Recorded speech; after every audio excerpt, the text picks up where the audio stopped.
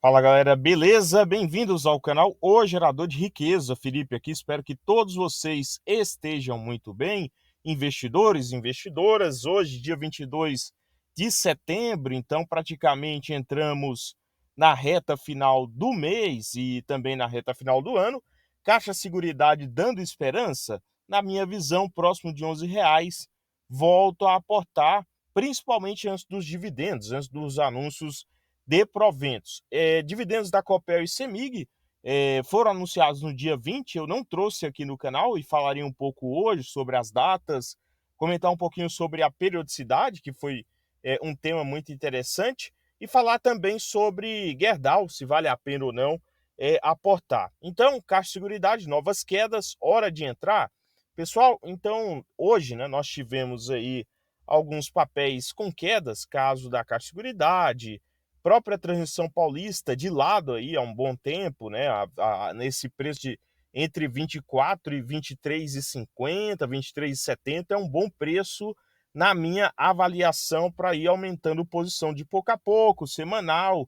Pode ser no fracionário, se você está comprando para carregar aí por anos e anos, né? Uma vez que a empresa não deve perder os seus fundamentos, sempre avaliados e reavaliados. A questão da qualidade da gestão e tudo mais. Auren Energia também a 13,81.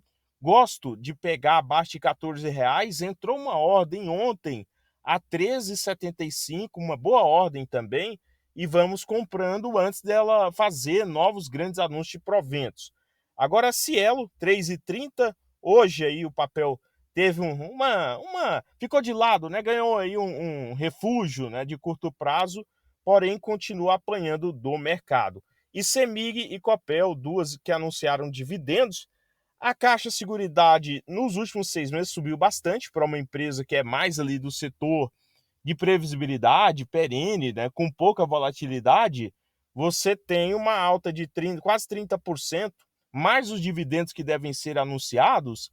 Eu acredito que algum grande fundo, algum grande player que está posicionado, ele deve estar fazendo aí parciais no curto prazo, que acontece bastante depois de um papel subir aí em poucos meses, né? Se você for olhar o gráfico aqui, lá em março, fevereiro, você estava comprando abaixo de R$ 10. Eu trouxe aqui vídeos seguidos falando de aportes, como eu faço hoje com Cielo, como eu já fiz com Semin, como eu faço com Transição Paulista, como eu fiz com BB Seguros, o próprio Banco do Brasil, entre outros papéis aí de qualidade na carteira que vamos ganhando dinheiro, vamos não só, né, aí acompanhando e estudando, mas também ganhando dinheiro. É o principal, é um dos principais fatores, e dormindo tranquilo com as ações, tá? Com as análises e as ações adquiridas é um dos motivos que eu trago aqui também para o canal. Me faz bem falar sobre as ações que eu tenho em carteira,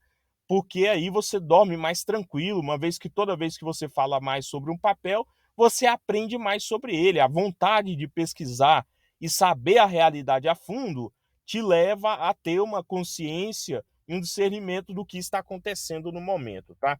Então, a questão da Caixa Seguridade, ela entra na carteira aí do Itaú BBA, pensando em proventos nessa reta final do ano, junto com Vale, junto com B3. B3 era um papel que eu tinha em carteira, só que eu fiz um limpa. CPFL Energia é uma das poucas distribuidoras que eu já tive vontade de ter em carteira, né? Aquela empresa reloginho, porém o valuation nunca está muito atrativo entre as elétricas. Paga um bom dividendo, porém hoje não está tão atrativo como as transmissoras e como as geradoras, tá? E Vibra Energia também fazendo parte da carteira do Itaú BBA. Eu vou falar lá no final que eles colocaram, né, no caso o Banco Itaú BBA, colocaram a Vale na carteira de pensando em dividendos e retiraram a Gerdau. Então eu falaria um pouquinho lá na reta final desse tema, desse racional aí por parte dessa operação. Agora sobre os proventos de distribuição de JCP da Copel e o que foi proposto. Foi proposto o valor total de 958 milhões, bem lembrando aí que tem aí o desconto de 15%, né? 15% sobre esse valor.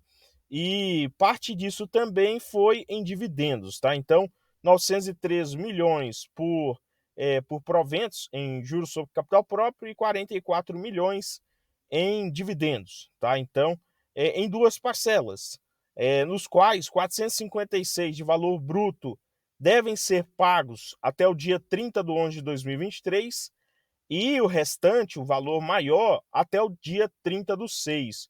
Isso daqui, pessoal, na minha avaliação, é pela questão do fluxo de caixa, tá, da Copel. Então, foi proposto dessa maneira aqui por isso, tá?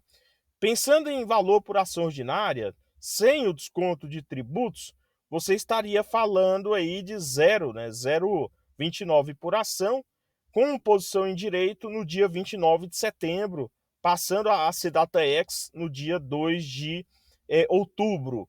Essa questão de pagar parcelado, eu não vejo com bons olhos, uma vez que você tem outros ativos pagando, anunciando e pagando mais rápido, né? É o caso do Banco do Brasil, é o caso até mesmo da BB Seguros, que fez agora, e outros ativos aí, tá? A CEMIG, aliás, falar um pouquinho antes do valuation da Copel, 13,97, estava a 20 vezes, né, o PL, então teve uma queda aí, mesmo com o papel em alta, pela questão do lucro líquido, negocia 1,23 vezes a receita. O que eu posso falar? Né? A memória de mercado, que pode ser uma traiçoeira, me traz o seguinte fator, né? Pela questão da privatização de corporation, modelo corporation, o mercado precificou melhor a Copel, no sentido de avanço positivo no preço do papel em mais de 35%. Com isso, o yield diminuiu e todos os múltiplos de valuation decaíram, tá? Nesse sentido de oportunidade. Tem uma boa capacidade de pagar dividendos, então, supondo que ela tem 1 bi de dívida, sobraria ainda 470 milhões de liquidez corrente aí para ela pagar de dividendos. É mais uma questão de fluxo de caixa, teve crescimento da receita, do lucro líquido, é uma empresa de previdência, pensando em longo prazo, porém, essa questão de anunciar agora pagar o ano que vem é mais por questão de fluxo, e eu não vejo como positivo, como também ocorreu com o CEMIG, que também anunciou cerca de 417 milhões em valor bruto em relação a juros sobre capital próprio, e esse valor anunciado da Copel, só voltando ao tema da Copel, valor mais alto, no qual divulgou essas duas parcelas, é para evitar uma ameaça do fim do juros sobre capital próprio em relação ao ano que vem, tá? Então, vamos lá que passa de uma hora para outra e se torna vigente até o início do ano que vem. Então, eles já fizeram esse anúncio, né? E já propuseram aí para que, caso ocorra essa ameaça, a empresa não venha sofrer. Então, o valor bruto por ação ordinária em relação à CEMIG é de 0,18 por ação, tá? E o pagamento deve ocorrer, sendo o primeiro até o dia 30 de junho e o segundo até o dia 30 de dezembro. Para a CEMIG, isso deve ocorrer em 2024. Para mim, isso daqui é muito negativo, tá, pessoal? Não é ruim, não. É muito ruim esperar esse momento todo. É um valor tão baixo, tá? Pode acontecer de pagar antes? Pode acontecer, mas não é nada positivo, visto aí que você tem outras empresas previdenciárias que pode fazer esse anúncio mais rápido, mais consistente e pagar também mais rápido. Então, a data para fazer jus, né, aí aos proventos é no dia 25 de setembro, passando no dia 26 a ser DataX. Então, essa a minha avaliação pessoal, tá? Se vale a pena comprar CEMIG, é um papel que está mais atrativo que Copel, claramente, em relação aos indicadores fundamentalistas, tá? Você tem um PL de 4,29, você tem uma negociação abaixo do faturamento dela, 0,79, EV/EBITDA de 4,80 vezes, junto ali com a Auren Energia, são dois papéis para você poder ir adquirindo, caso está iniciando uma carteira ou pensa no longuíssimo prazo, e não é uma empresa que está alavancada, tem uma liquidez até interessante, né? Também uma liquidez corrente interessante, cresceu o lucro de maneira absurda para o setor, 45% nos últimos 5 anos, cresceu receita também dentro do aceitável, tem boas margens na casa e superiores a 2 dígitos, ROI também superior à renda fixa, então você tem um papel que é atrativo, tá? O único defeito é essa questão da periodicidade de proventos, que na minha avaliação ocorre mais no sentido de evitar, né, ter uma ameaça caso passe a reforma tributária e o fim do JCP, que você já tenha esse valor aí abatido com a nova lei vigente, caso ocorra de até o final do ano esse projeto passar, tá? Então, na minha avaliação, o CEMIG é um papel sim para estar, no mínimo, estudando o que está acontecendo. Está sendo feito bons projetos lá dentro, na questão de enxugar custos e investimentos pesados também. O único outro fator que eu acho negativo é a empresa se desfazer da sua posição em Taesa, tá? No sentido de, a Taesa não é uma empresa investível e tudo mais, a Taesa é um peso. Pelo contrário, a Taesa no passado, quando a CEMIG estava na quebradeira, lá durante 2016, 2015, 2017, sofria bastante, a Taesa sustentou o caixa da CEMIG pagando bons dividendos, tá? E eu acho que fazer essa manobra hoje, ela tem que ser muito bem estabelecida e estudada. Então é um papel que vale no mínimo o seu estudo, o seu acompanho, pensando aí em longuíssimo prazo. Mesmo sendo uma estatal, tá, pessoal? Agora a Gerdau, né? Gerdau, queda aí de 13% no ano, GGBR4, é um papel que tem que saber comprar, não é só ir colocando na carteira, tá? Se você colocar ela na carteira lá, no pico de alta no preço do aço, do minério de ferro, com tudo sendo bem sinalizado e comprar ciclo muito positivo, você acaba pagando um preço caro e só olhar o yield desse setor é um erro absurdo, tá, pessoal? Você tem que observar outros fatores, como que a empresa está no momento, se ela vai precisar de mais investimentos.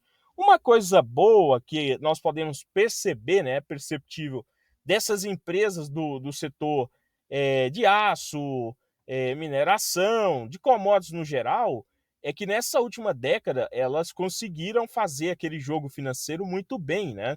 Não sofreram tanto nessa queda agora no preço do minério de ferro, no preço do aço, na menor demanda chinesa. Então elas não estavam tão alavancadas como estiveram em 2010, como estiveram lá nos anos 2000, no quais praticamente quase quebraram, né? O caso da Uzi Minas, o próprio caso da CSNA Siderurgia, então empresas que sofreram muito no curto prazo pela falta de rigidez financeira, coisa que não está acontecendo hoje. Hoje, praticamente, essas empresas estão bem mais cuidadas, tá? Então, nós trouxemos aqui no início do vídeo a questão do Itaú BBA fazendo a troca por Vale. Eu acredito mesmo que nesse setor de aço, né, setor de siderurgia, a Vale é sim a top pick, tá? Então, é aquele papel para carregar pensando em estruturação no longo prazo. Mas a Gerdau é um bom papel também, tá? Que deve sofrer mais no curto prazo que a Vale, porque ela teve e terá resultados um pouco piores para os próximos trimestres, tá? Isso não quer dizer que a empresa é ruim, pelo contrário, é uma empresa que é uma empresa de oportunidades com vieses muito positivos de previdência. Passou por muita coisa e mesmo assim conseguiu entregar. Nós vemos alguns múltiplos, se você for olhar hoje, ela negocia abaixo do valor de patrimônio, um fator positivo, muito positivo por sinal. Hoje negocia abaixo do faturamento anual, né? Então 0,56. EV/EBITDA de 3 vezes, EV/EBIT de 3,41 vezes, não está alavancada, como eu já falei, possui uma boa liquidez corrente, então, para os próximos trimestres nos quais precisará de mais caixa, caso sofra mais com Estados Unidos e também com China, ela irá se sair no mínimo aí muito bem. E tem números bons, tá? Tem bons números de crescimento de receita e bons números de rentabilidade. Receita aí crescendo na ordem de 17% nos últimos 5 anos, é um bom fator a ser observado. E crescimento também no retorno sobre o patrimônio na ordem de 2 dígitos, que é no mínimo interessante perceber qual seria a resiliência desse ROI, né, desse retorno sobre o patrimônio, para os próximos anos. Se fica acima de 15%, é um ótimo cenário, tá? Sem aumentar a alavancagem da dívida, né? Que hoje, se você for observar a dívida líquida sobre EBITDA, que é a margem, né? Antes aí dos impostos e custos, aliás, com custos, né? Antes dos impostos, você teria 0,41. Então, bem interessante, com a liquidez corrente 2,94 vezes. Para quem gosta de fazer uma renda extra com aluguel de ações, GGBR4 hoje possui aí uma taxa de 1,52%, isso de maneira anual, tá, pessoal? Não é de maneira mensal, não. Então, é uma boa taxa entre tomador e doador, com mais de quase 5 milhões de papéis negociadas no dia, tá? E 71 milhões de ações negociadas, um volume bilionário em aberto, mais de 1.600 contratos em aberto. Então, para quem gosta, acho que vale a pena também estudar aí, fazer uma renda a mais. E para quem curte, né, e tem um papel, ficar de olho nisso. Eu, particularmente, não tenho papel e eu observaria, para quem quer entrar, abaixo dos R$ 20, que é a mínima das 52 semanas, no preço de R$19,57, abaixo do preço teto médio. Para esse setor, eu gosto de olhar o preço teto médio, porque é um setor que oscila bastante, pode ter uma porrada de dividendos esse ano, no ano que vem já mais baixo, então você tem que trabalhar mais com a realidade, fugindo um pouco da expectativa, ficando mais tranquilo para pagar um preço melhor. Abaixo de R$ 20 eu começaria a olhar. Hoje está a 24, então R$ 20 é logo ali no curto prazo, pensando em aportar no papel, tá? E pensando em dividendos, deve ter anúncio em novembro, MDI forte, né? Você tem uma probabilidade muito forte e de consenso em anúncio em novembro. Para esse ano, praticamente você não terá grandes proventos, pensando em volumes como aconteceram no início e no meio do ano, mas para o ano que vem deve se repetir aí coisa acima de R$ 1 por ação, a depender do preço que você pagar, na minha visão, abaixo dos R$ 20, deve entregar um bom yield on cost. A questão do carrego de Gerdau, você ganha dinheiro carregando Gerdau, assim como CSN Mineração, CSNA, assim também como Vale, tá? Você comprando barato e carregando, você tem um certo bom ganho, tá? Não é um papel, muitas vezes, muito óbvio para aportar, mas requer um certo estudo e análise para comprar no ciclo de baixa, tá? Pessoal, então esse é o vídeo, um pouco extenso até demais, né?